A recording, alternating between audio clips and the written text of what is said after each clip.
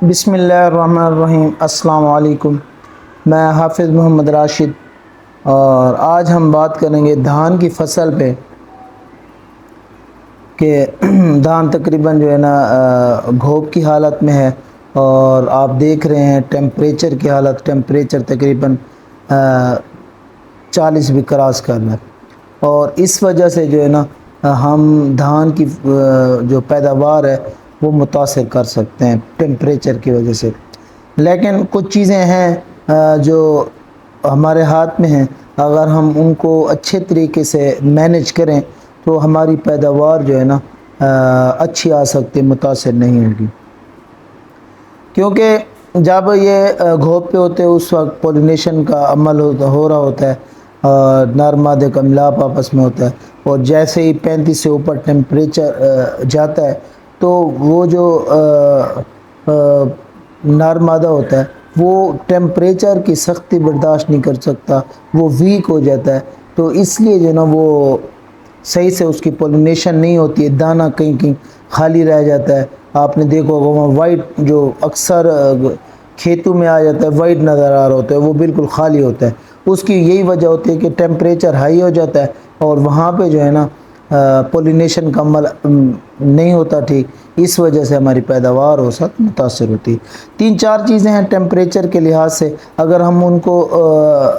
Manage کر لیں اچھے طریقے سے تو ہماری اچھی پیداوار آ سکتی ہے۔ اور ایک بات یاد رکھیں،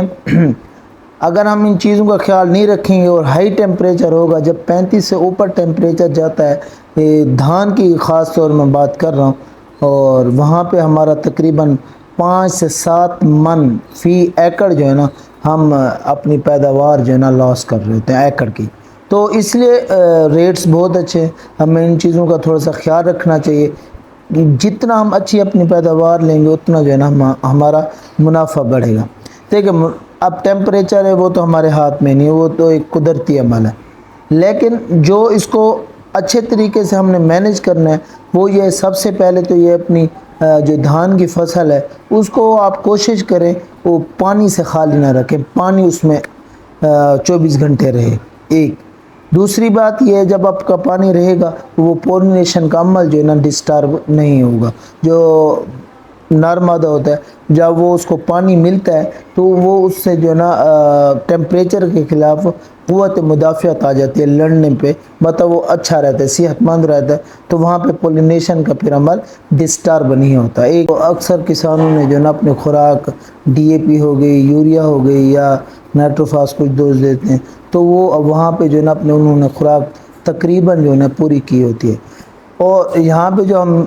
مسٹیک کرتے ہیں وہ پوٹاشیم کا جو ہے نا نہیں دیتے زیادہ تر، اور جس طرح ٹیمپریچر ہے ویسے پوٹاش جو ہے نا، پوٹاش کے بارے میں بتا دوں، پوٹاش ایک جو ہے نا میجر خوراک کا حصہ ہے، یہ اجزاء کبیرہ میں آتا ہے، تو یہ دینا بھی ضروری ہے۔ جس طرح ڈی اے پی کی اہمیت ہے، یوریا کی اہمیت ہے، اسی طرح جو ہے نا پوٹاش کی بھی اہمیت بہت ضروری ہے۔ تو پوٹاشیم کا ایک یہ فائدہ ہے، ایک سب سے پہلے دھان کو پانی لگانا ہے، پانی اس میں کھڑا رہے، پانی نہ ختم ہو اس ٹیمپریچر میں۔ ایک دوسرا یہ ہے کہ آپ جو ہے نا اس کو پوٹاش دیں، وہ لازمی دیں، اگر آپ پاؤڈر والی دے رہے ہیں 10 سے 12 کلو فی ایکڑ، اور اگر آپ لیکوڈ میں دے رہے ہیں تو 7 سے 8 لیٹر بھی ایکڑ میں کافی ہیں، اور اسی کے ساتھ تھوڑی سی آپ یوریا ملا دیں گے۔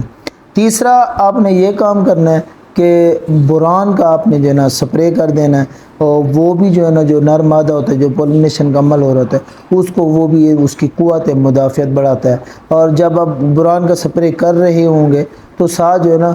کلمہ شورا جس کو کہتے ہیں، یا پھر جو نیٹرو پوٹاش ہوتی ہے، نیٹرو پوٹاش، وہ بھی آپ جو ہے نا 100 گرام آپ بوران لے لیں، اور تقریباً جو ہے نا ایکڑ کی ڈوز بتا رہا ہوں، اور تقریباً کوئی 250 گرام جو ہے نا وہ نیٹرو پوٹاش کا ایف ایم سی کی بھی، احسان کرا کی بھی نیٹرو پوٹاش کے نام سے ہے، آپ وہ کر سکتے ہیں۔ اس سے بھی جو ہے نا پولینیشن کا عمل ڈسٹرب نہیں ہوگا، اور آپ کی جو ہے نا پیداوار بہت اچھی آئے گی، آپ کی پیداوار متاثر نہیں ہوگی۔ ان چیزوں کا انشاءاللہ آپ خیال رکھیں گے تو آپ کی پیداوار متاثر نہیں ہوگی۔ Thank you.